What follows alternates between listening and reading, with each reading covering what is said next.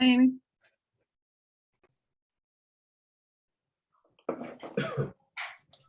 Okay, let's call this meeting to order.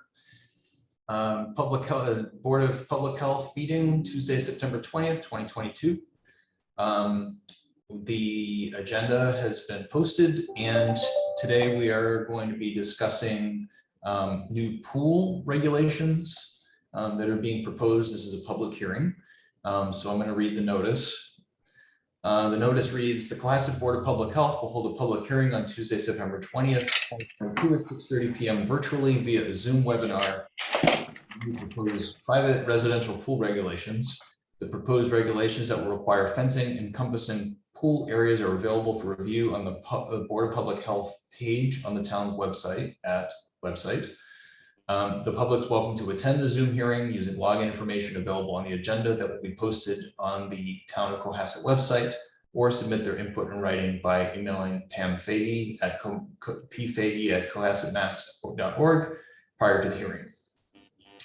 And this was posted in the Patriot Ledger, and I'm guessing probably other places as well. So here we have it. So I guess to kick this off, it would be great to recognize John Hallen to talk us about the need for this and give us some background information. Sure. Thank you for having me here.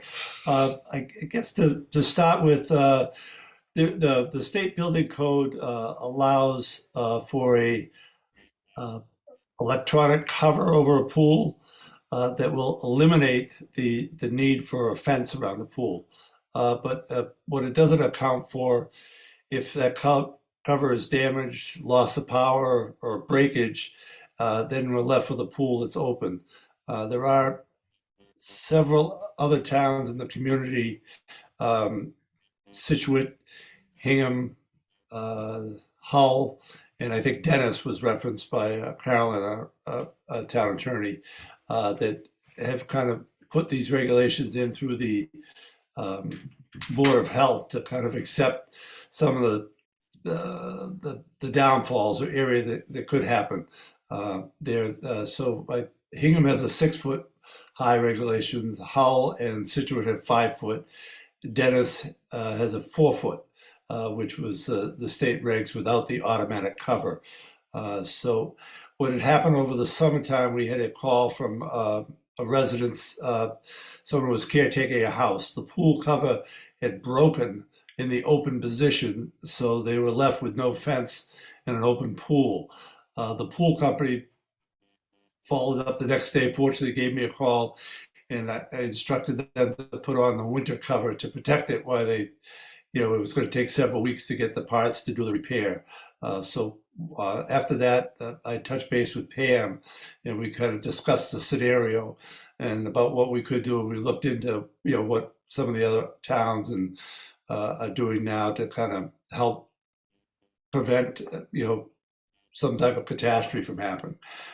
So in doing that, Pam put together, a package, looked at the state regulations, and we reached out to Caroline, the attorney, to get some background information on how to present it to me, or for the meeting.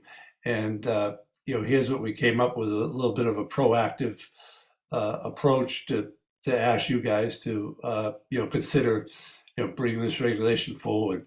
Again, I think it's just a safety precaution, because I just think it'd be horrible if we had to wait for something to happen. Now, as part of the regulations now, they are required to have any windows or doors that access to the first floor of the pool. Those are still required to be alarmed, and we've been enforcing that. But with the new regulations, if approved, we'll have the gates will automatically close, and there'll be a 4-foot fence around the pool, again, for added protection. If the cover was left open, loss of power, and again, a breakage like we had earlier in the summer. So that's kind of a little bit of the background. And if you guys have any other questions, I'll be able to answer those for you. I have a couple quick questions. One is, the other towns that passed these regulations, was it the Board of Health in those Yes, all three towns Okay. were done through the Board of Health. Got it. And then the second one was you just alluded to some regulations that are already on the books with respect to alarm doors and things like that. Is this to replace that, or is this in addition to that? Whatever regulations you just referred to, is this different? Yeah, the regulations that we had is a state building code, which requires a 4 foot minimum fence around there. And then with the automatic cover, the state building code eliminates the fence requirements. I see. But again, the Board of Health, some towns had this in place prior to the change in the automatic cover, and other towns implemented after the change in the automatic cover. So it kind of varies a little bit. But again, there are towns have kind of come across a similar situation where they're, a little concerned about the automatic cover and just the possibility of exposure. Right. Okay, this is helpful. Elizabeth, Robin, questions before we dig into the document? No, the only question I have is in the proposed regulations, we talk about a 5 foot fence, and that would create some issues with the state attorney general. I had a conversation with Pam, and I would recommend we go back to the 4 foot fence, which is the state requirement, so we won't have to go through any additional hoops with the state. Yes, Robert, I think that was a good idea with Carolyn to bring that up. At least that leaves us with a minimum fence and less hoops to jump through to get there. Okay. So Pam, could you just walk us through it? And I guess what we can do here is sort of edit in real time.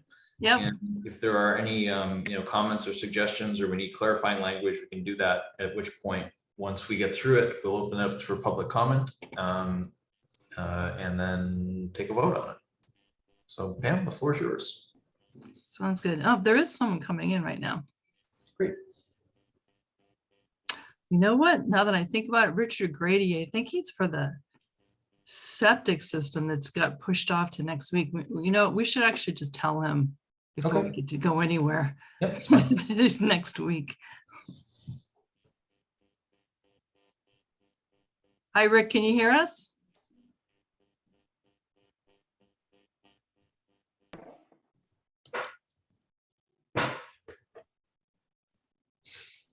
Rick?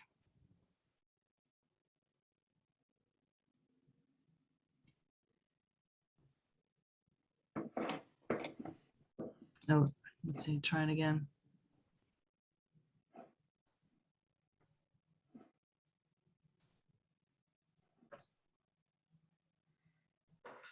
Hi, Rick. Will you hear about the 438 Beechwood Street septic?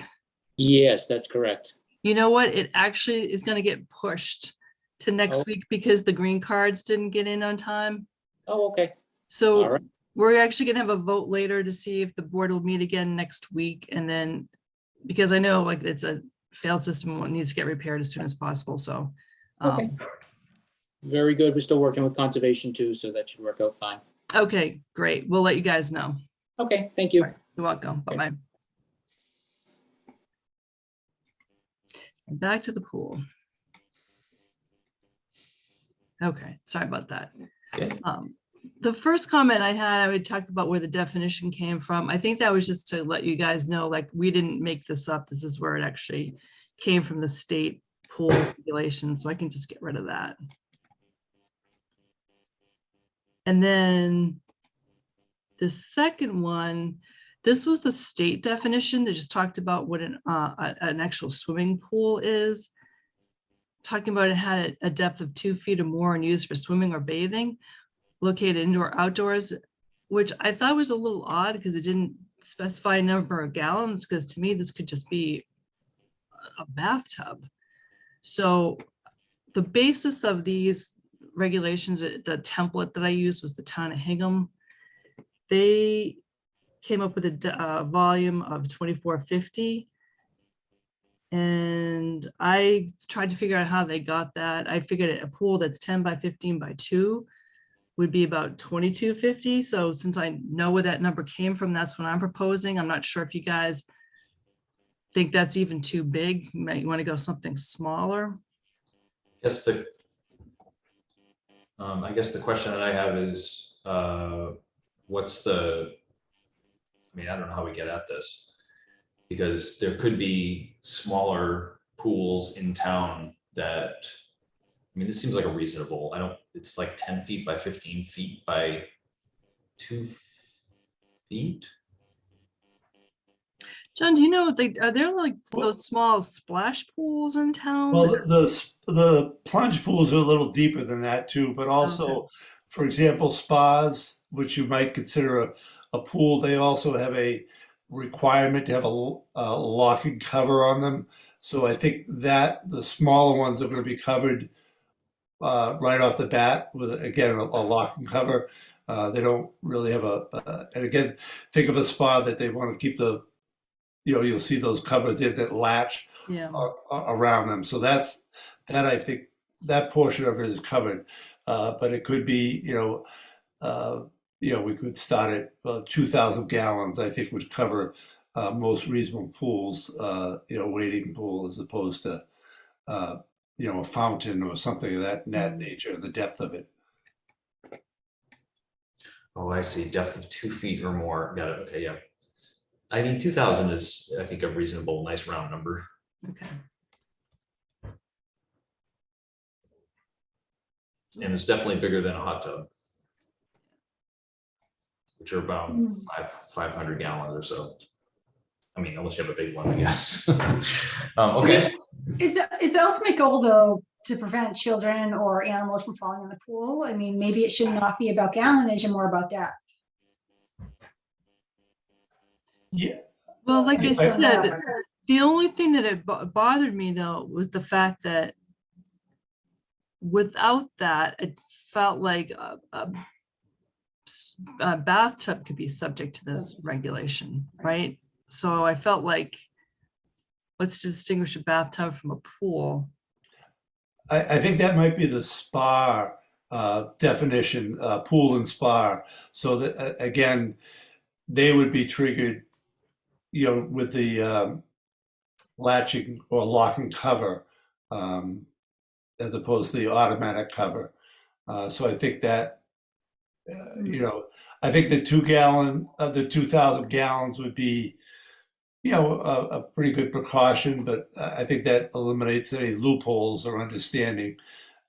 Anything under 2,000 gallons would, again, consider a hot tub or a spa with that type of thing. It would be regulated as well already. Okay. And then filtration system. They should all be equipped with and operating with a system for recirculation and purification of the pool water approved by the Board of Public Health as a not reasonable likelihood of injuring public health. And just forget, I think I had a comment to the lawyer. Begins with it. It's not clear if this is an existing regulation. Oh, no, wait. Right. But if it's a new one, then, the date of approval. But can we go back, actually? Oh, I see. Effective date. Okay, yeah. Go ahead. I'm sorry. So I'm just noticing in the filtration system section, we say residential swimming pools. And above we say residential pool. Well, two things. One is residential. Is this not going to apply to like a commercial one, like at the like the Red Lion, for example? Yeah, they are subject already to their own state regulations. Got it. Okay. So Okay. that's the thing, like for me, I inspect all the public or semi-public pools in town, but I don't inspect residential pools in town. I So see. this is covering a loophole. We don't have anything for residential pools. So then in the definition, if we want to call it a residential swimming pool, do we just combine A and B in part one? Say a residential swimming pool is a swimming pool maintained by an individual in the ground, above ground, with at least 2 feet or more, like call it a residential swimming pool, combine those two, and then use that term throughout. Okay. Is that, or just be consistent either way? That makes sense to me. No, yeah, I think that clarifies it a bit, because I had to reread it a few times to make sure that it was all residential only in the title.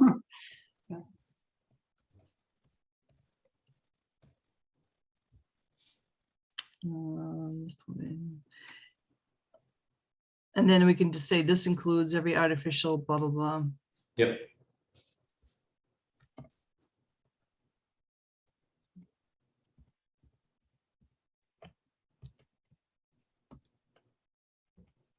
Perfect.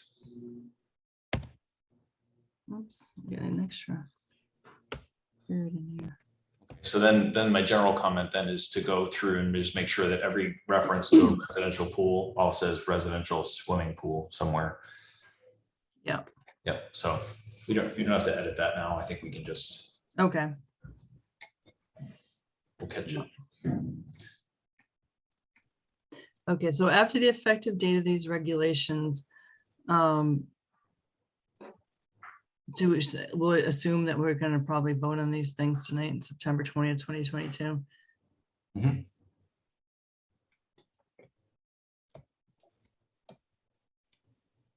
And then where should I put it? After the effective date right here.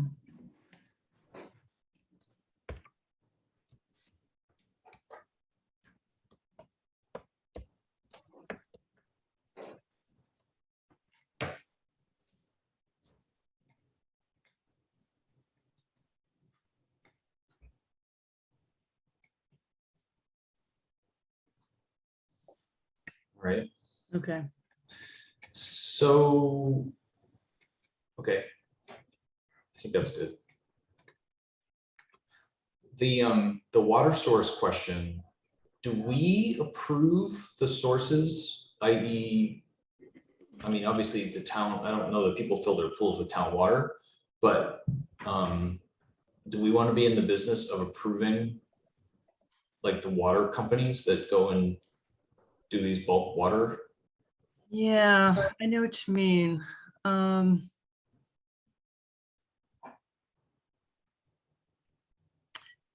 Maybe An you could approved put in source. a source other than the town.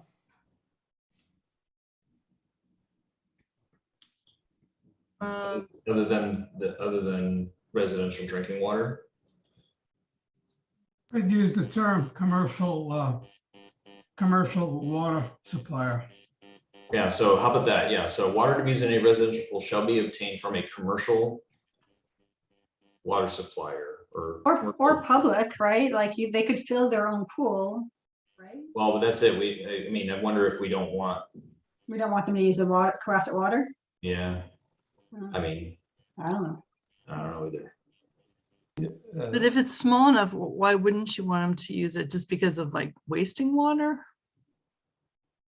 Yeah. I mean, some pools in town do use Cohasset water, like, I'm trying to think. I Pam, have oh, sorry. I was gonna say, I have a funny feeling that, the Situate Racket Club, I think might use Cohasset water. Okay. What were you gonna say, Amy? In my pool, I use Cohasset water because realistically, when you drain your pool at the end of the season, there's a lot of water in there. So you only have to add a very little bit of water. So I use town water myself. Got it. All right, so then, thanks for that. I know, I mean, I was thinking we could just say from an approved commercial or public source, and then I don't think we have to say by the Board of Health. You don't even, you can't, well, if you say approved, you have to say who by whom. So what about just say it shall be obtained from a public or commercial source? I mean, where else is it gonna come from though? Oh, a stream or something. Yeah.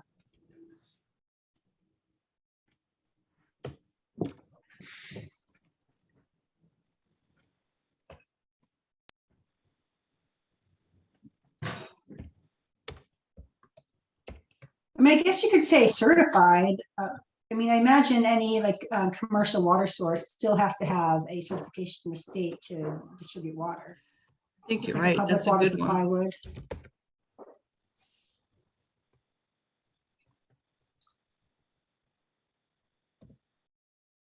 You like that? I think that's a good idea. Assuming that that exists. Assuming that- That's true. I don't know. I know certainly like public water suppliers need to be certified, but I don't know if commercial. So let's just flag that, and what we'll do is we'll say, we'll flag the certified word Yeah. just in case. So when we vote on it, we'll approve it with that language, provided that that certified doesn't get provided that there's a certification of some sort for those kinds of companies. We'll have to carefully word our motion. Mhm.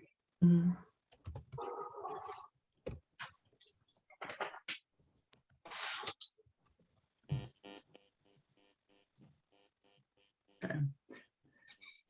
And perhaps it could be voted at the end to include, maybe any small clerical verifications by the town council Yes. that might kind of just, if she has any tweaks it Right.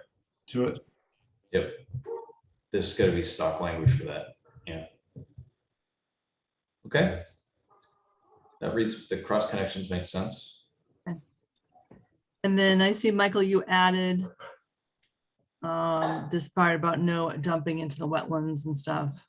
Actually, get The rid town of. council had agreed with that question, so that's good. So can you delete the first drained in that sentence? May water from be drained. Yeah. The first drained. Okay. Resulting from Sorry. just cleaning. No, on part B. Oh, May okay. Under no circumstances may water, all right, gotcha. from a residential swimming pool.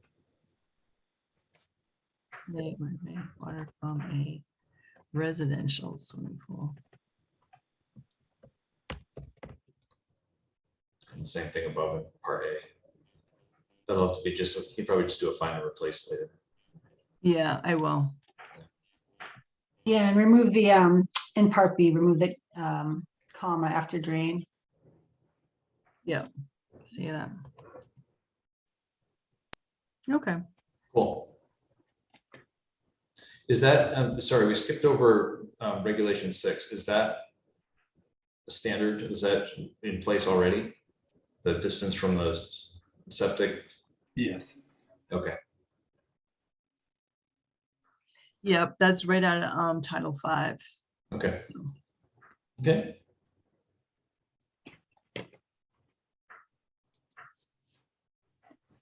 So resolve that. All right, I'll resolve that later, sorry. So fencing, so now we're gonna make this 4 feet in height. Right, that's what Yep. everybody agreed on. 2 feet or more, at least 4 feet in height. Yes, or minimum of, or 2 finish and erected. The maximum, right? We're And talking about the maximum, otherwise we run afoul of the state requirement. There should be at least 4 feet in length. Or Yeah. maximum of 4 feet in length, oops. in height, sorry. Okay. And then I had a question, if the fence is a board, stockade, or vinyl structure, I think, what was the comment there?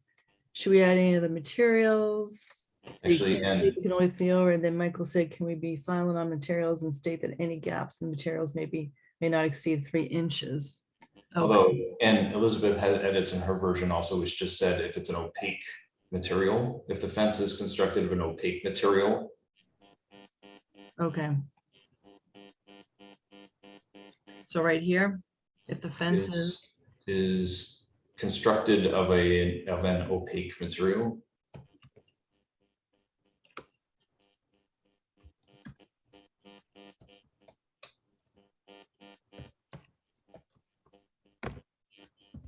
And then, or a board or stockade fence, No, I think I think that or a just. comma? That, I don't even think we need to do that. I think that the board or stockade or vinyl fences are opaque materials, so that just covers all of them. Okay, The maximum height is 5 feet. We should make it 4 On the feet. maximum height, we could do 6 feet. Once it's over 6 feet, it needs a building permit for the fence, but that's up to, Why do we call this out anyway?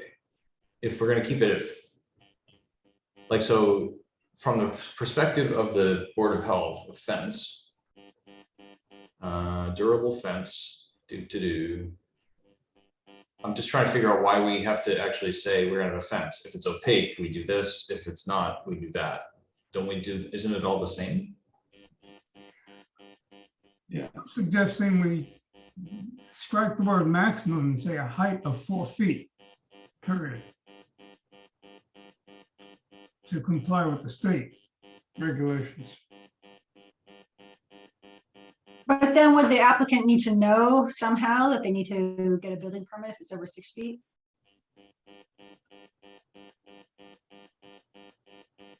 I mean, yeah, they would anyway, right? That's, I mean, you would assume, I think a lot of people put up fences around here without getting building. that is definitely the truth. Yeah.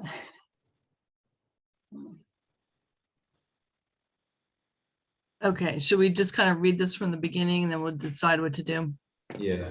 Okay, the owner of any private swimming pool having a depth of 2 feet or more shall erect a durable fence at least 4 feet in height, completely and firmly secured to the ground, encompassing the pool with a self-latching gate. That's good. Yeah. If the fence is constructed of an opaque material, a board, stockade, or vinyl structure, the maximum height is 4 feet with no openings larger than 3 inches. Maybe just stop there. Why? But then again, the maximum. It's, why maximum? If you can, Like, why not be? Well, I think the reasoning is that you Wanna be able want to to be able to see over it. look, See- an see adult wants to over. be able to look Yeah. over it. Like Yes. if a kid climbed a fence and like snuck in there and fell into the water, Yeah, you don't want to be so high that somebody can't look over it into it. I get it. Okay. Okay, so the maximum height is 4 feet. just one quick question on the maximum height. Sometimes we're in a situation where there are already existing fences on the property that might be 5 feet or 6 feet. As long as they could see through it, I think we would give them the option, but that would just be my opinion.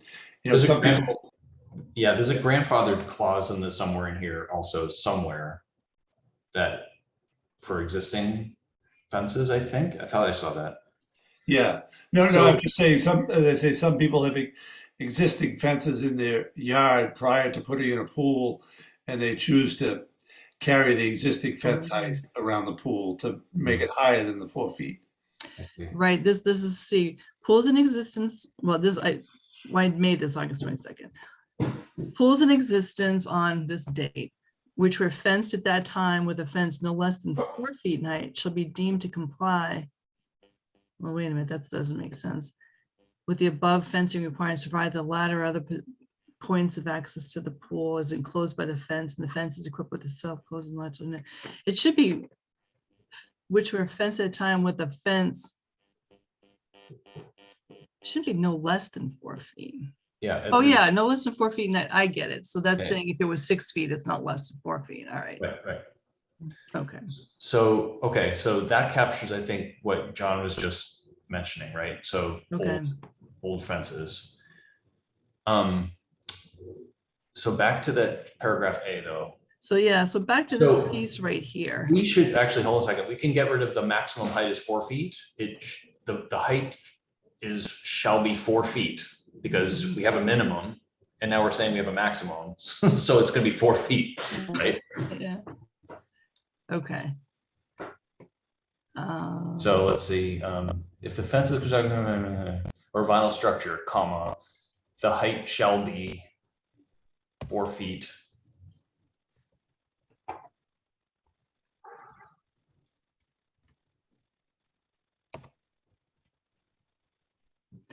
The height shall be.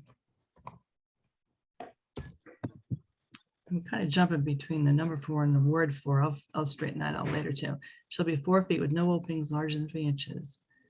Over that height, the fence must be concerned Just- with it's going to self-latching gate. Just one other quick question on that too.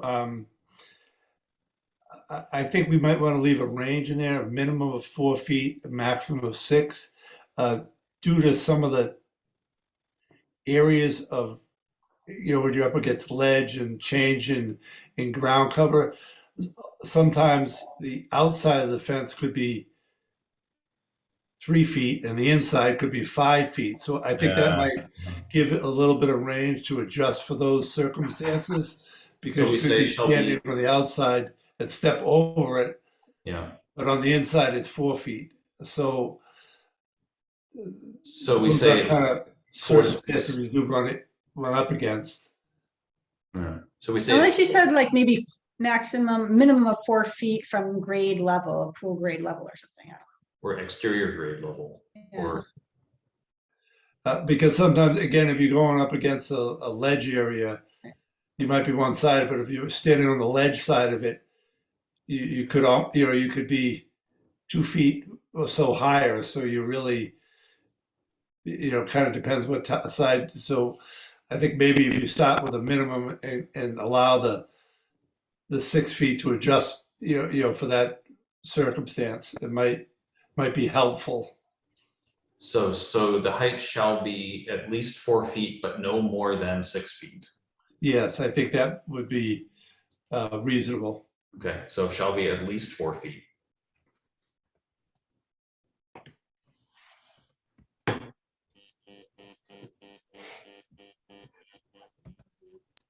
And then 4 feet, comma, and no more than 6 feet.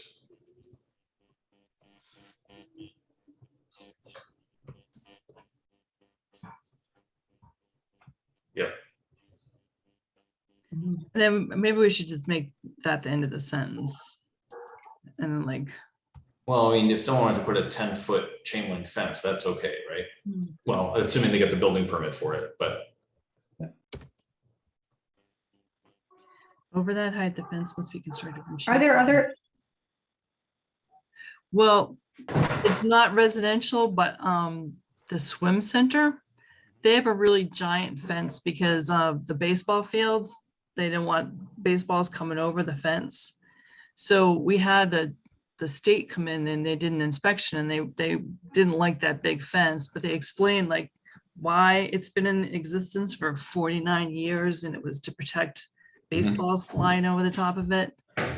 And they did end up allowing it, right, John?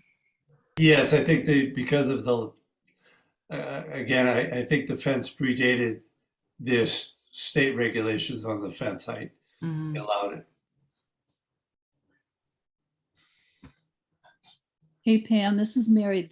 The first sentence in that section A, shouldn't it say residential swimming pool as opposed to private? yeah, that's right. Okay, thanks, Mary. And also, you could probably just get rid of the having the depth of 2 feet or more because it is defined above. Yeah. So where is the swimming pool shall erect? This is fun. I feel bad for you guys having to watch me painfully Yeah. type. It's not one of my best skills. now Okay. what about the chain link? I mean, are there any other materials that people might want to use besides chain link that provide visibility? Could it be more about some sort of constructed of materials that provide visibility versus just chain link and security? Or so over that height, the fence must be transparent Yeah. I don't or, know, John, do you have any ideas of? could- Yeah, anything it doesn't other than address, chain link? it doesn't address in the building code for residential pools, the transparency of it.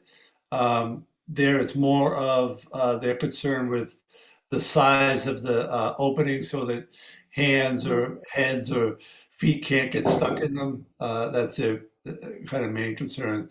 Again, on the residential side, they're not, they don't have the concern that the commercial fence might have. I guess you could say, or other material as approved by the board or approved by the zoning or not the zoning, but the building commission. I don't know. Or not, just leave it alone. I don't know, what do you think, John? Since we constructed from chain link or any other material approved by building inspector? Yeah, I think that would be adequate. Again, most of the, again, that way you're able to differentiate between, like a commercial property and a residential privacy, property, because I think privacy is some of the issue.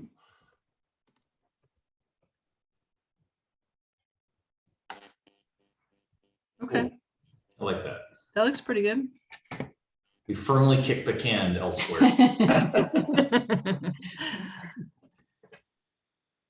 All right. And then separability and adoption. Yeah, I'll change this.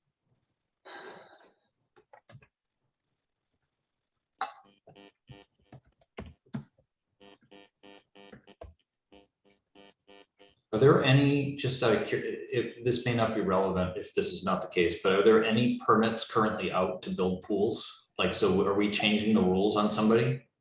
Well, it would actually, the permits that are in the system now and are paid for would be considered exempt. Okay, So it would be all the permits applied for after this date. So again, if they've applied for the permit, we would consider that, passed. Anything applied for from this date on would be future. got it.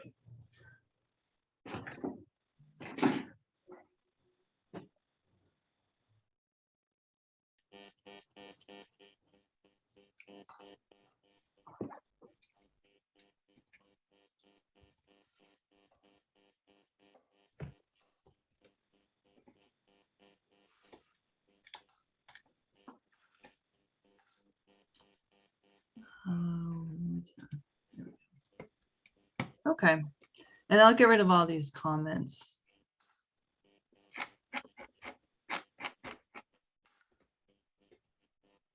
Great.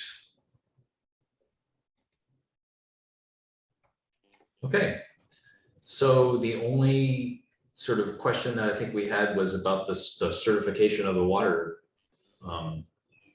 supplier. But other than that, I think we're good.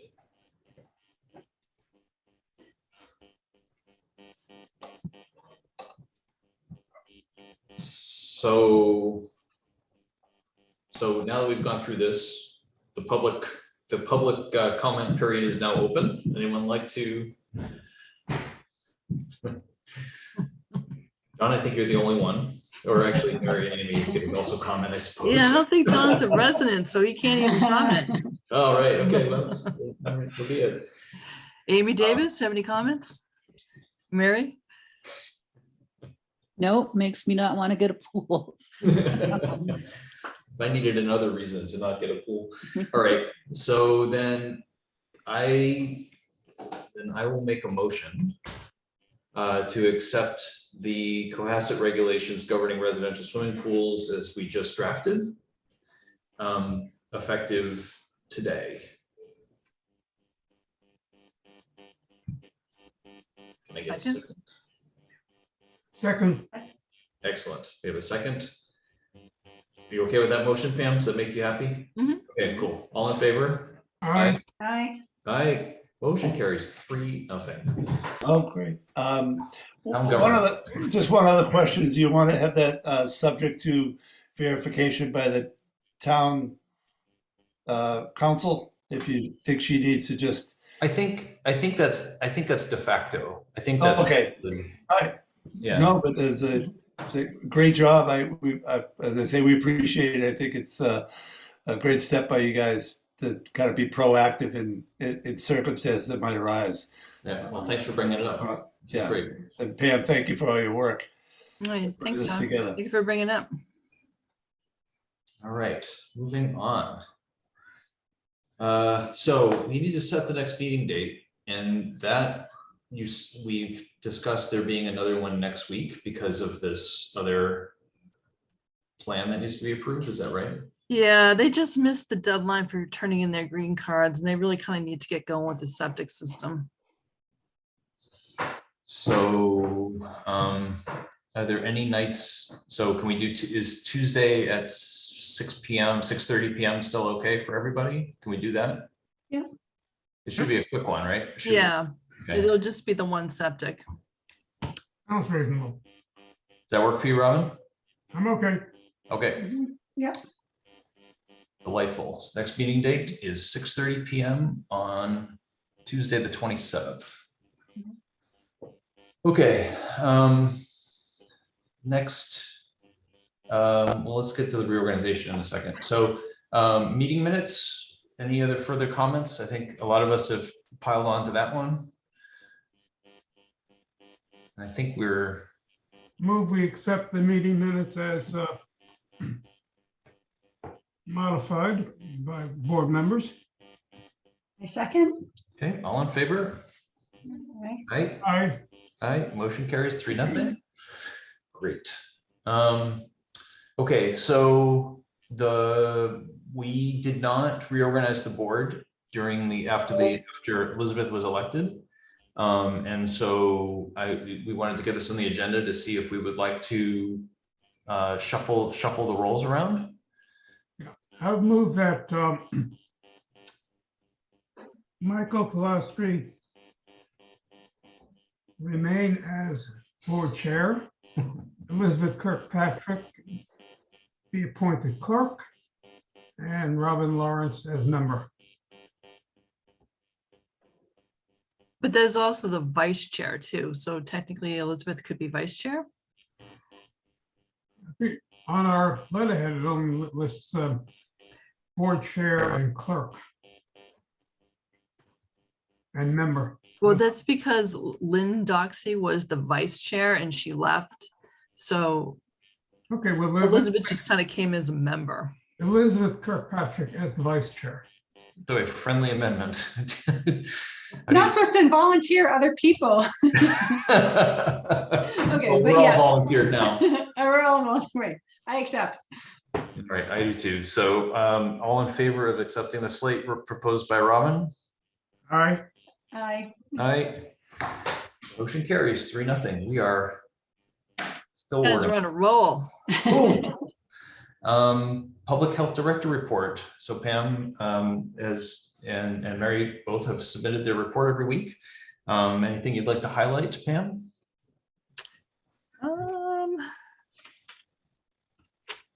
I know I should have been more prepared. You're busy writing legal documents. Yeah, I know. The PHE grant, what's going on there? So we definitely have officially taken on Situate. They signed their letter of intent, which is really big. So that means they're really committed now. So that's great because we needed a third town in order to really secure this grant and be considered a regional group. And so now, I mean, we're going to get $300,000 a year annually for probably like 10 years. So that's huge. Yeah. So we have our social worker that's primarily working for Cohasset, although technically, we're supposed to be sharing her. She's kind of reached out to Hingham, and Hingham's kind of like, yeah, we're good. But the Situate social worker really is excited to have her and be in partnership together, and they're really going to be working together a lot, which is great because Situate has a lot more issues, or a much bigger town. And I think between the two of them, they'll come up with programs and help each other with clinical issues and stuff. So it's going to be a really great partnership, I think. That's And we great. continue to have somebody that helps cover the Maven database on the weekends. And she's kind of covering, well, Cohasset and Hingham. We really haven't pulled in Situate into that yet. And a Title V inspector is going to start for Hingham soon, which is great because they really needed some extra help. That's kind of what the grant's all about, filling the gaps of where you need help. And what else? We may eventually, the next hire we might be looking into is getting a nurse that could be shared between Hingham and Situate, because Situate has really not much coverage at all for a town that size. I think they have one nurse that works about 10 hours a week, which is kind of crazy inadequate. So good things to come.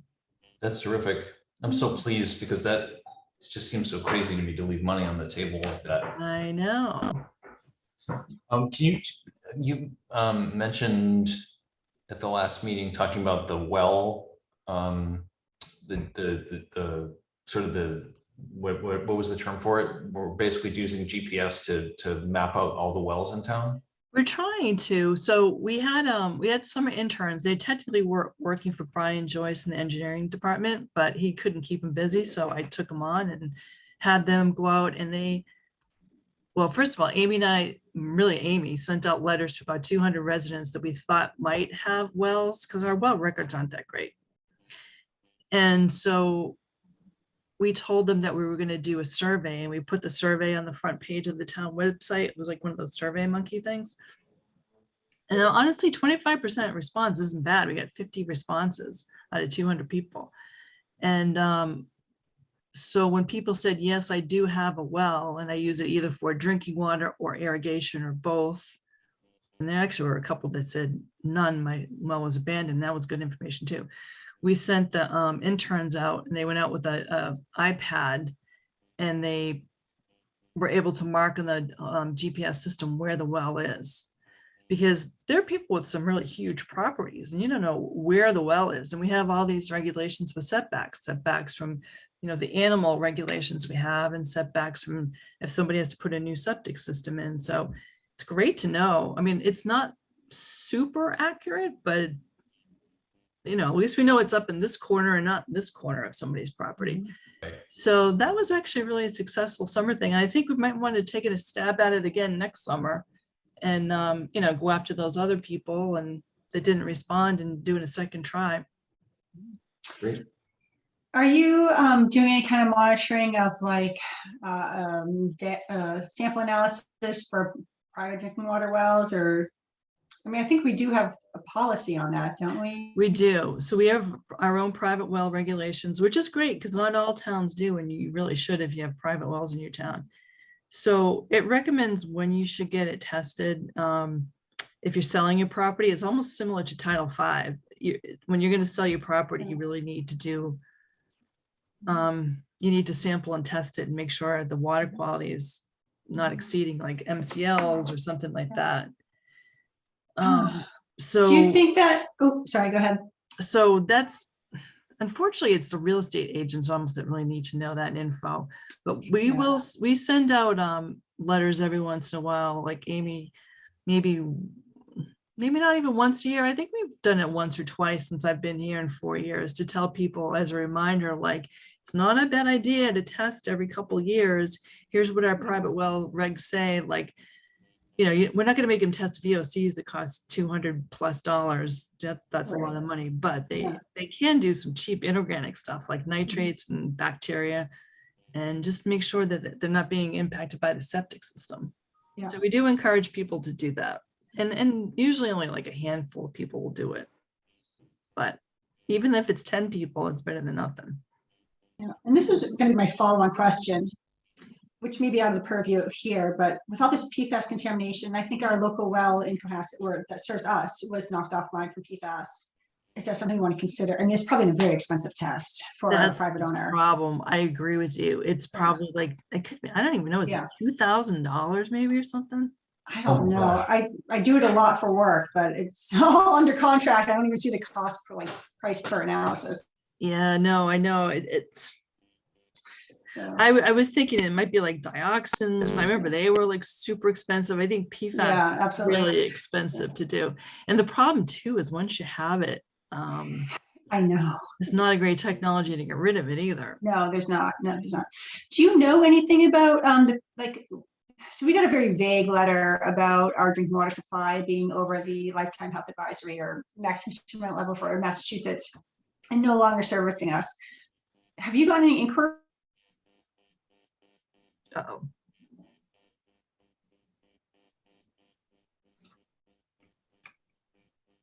I think it's just, From other people, or is that all being directed? you cut off Elizabeth. Oh, I think, honestly, I think both water companies, you know how there's the, yeah. it's not even Aquarian anymore, it's Ware River. Ware I River know that. services North North Cohasset, and then there's the Cohasset Water Department. I think the Cohasset Water Department had it detected in their groundwater well, but not like obviously their surface water. So I think they shut off the well that had it in it. And then Right. Ware River, I don't know what they did about it, but I haven't had any inquiries. Nobody's asked me about it. I was just curious if you knew the source of the contamination. But I don't think anybody done it. does. I mean, Yeah. if I had to guess, I would think it'd just be the two landfills, one of two landfills, maybe. Okay, It sorry, I could be digress. anything though, who knows? Wrap up this meeting. Yeah. I think the water not the department, the water advisory board, one of the members had wanted to do a big investigation, and Jason Federico was like, it could be anything. It can be anything. It's Yeah. too much money. You're never gonna find it. So I don't think it ever Yeah. went anywhere. Thank you. Anything else, Pam? No, that's it for me. Mary, anything to add to your reports? No, I'm finishing up my home visits tomorrow. I'm going to the group homes at 64 Elm Street. There are about 10 adults there that I go and vaccinate them for flu. So that's tomorrow afternoon. We were lucky enough to get 400 doses of Moderna, the bivalent vaccine. I placed my order as soon as the state said it was available. In the meantime, there's a shortage of Moderna. So I did get an email from the state last week saying, we noticed you haven't used any of that vaccine. What's your plan? And are you interested in Pfizer? So I said, here's my plan. I have 4 clinics coming up in November. We're advertising them. People are booking appointments, and I am not interested in Pfizer. So I haven't heard anything back from them. So fingers crossed we can hold on to our Moderna, because people really are hot for it. So Mary, is there any contraindication for individuals to get the booster? The bivalent stuff? no, as long as you're good to go as long as you're. Wait, let me finish. And the flu shot at the same time. Oh, no, you can get those both at the same time. I am not doing them at the same time just because I just want to keep it tidy and Okay, yeah. So I'm doing flu in October and then COVID the first 2 weeks of November. So Right. everybody will be good for Thanksgiving. Thank Yeah. So, so that's the vaccines that are coming up, and what else is going on? Just the usual cases, they're up and down as you see from week to week. They were down the last 2 weeks, but this week they're going to go back up. So I think part of it is kids are back in school and it's getting a little colder out. So, but other than that, that's about all I have. Great.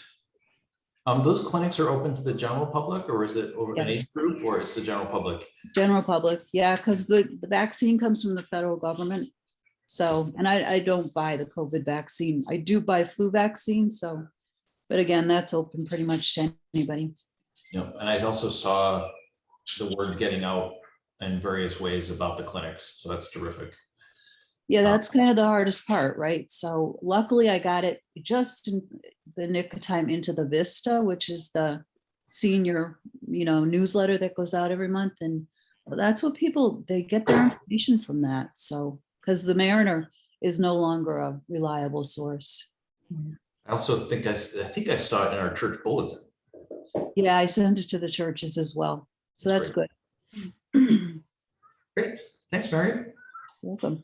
The only other thing are topics not reasonably anticipated, and I have one that came in this morning.